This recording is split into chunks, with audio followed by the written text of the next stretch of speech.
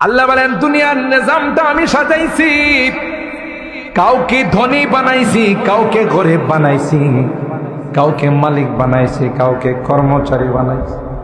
কেউ সিএনজি চালক, আবার কেউ সিএনজির প্যাসেঞ্জার, কেউ চালক, কেউ প্যাসেঞ্জার, কেউ অটো চালায়, কেউ আবার প্যাসেঞ্জার, কেউ দোকানের মালিক, কেউ দোকানের কর্মচারী, আবার কেউ কাস্টমার।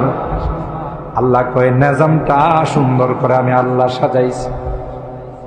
সাইয়েদনা হযরতে, আপনাদের কষ্ট হইতেছে বেশি, সাইয়েদনা হযরতে আদম আলা নবিয়িনা আলাইহিস সালাম সমস্ত রূহগুলোকে যখন আল্লাহ রূহের জগতে একত্রিত করেছে, হাদিসের মধ্যে আসে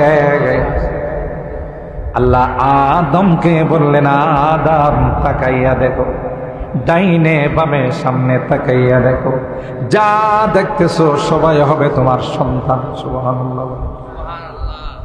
হযরতে আদম দেখলেন কেউ সুন্দর, কেউ কালো, কেউ লম্বা, কেউ খাটো, কেউ ধনী, কেউ গরিব, কেউ মালিক, কেউ কর্মচারী।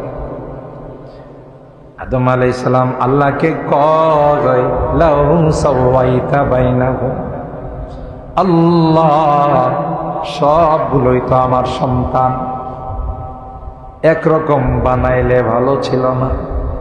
কাউকে লম্বা বানাইছেন, কাউকে খাটো বানাইছেন, কেউ কৃষ্ণাঙ্গ,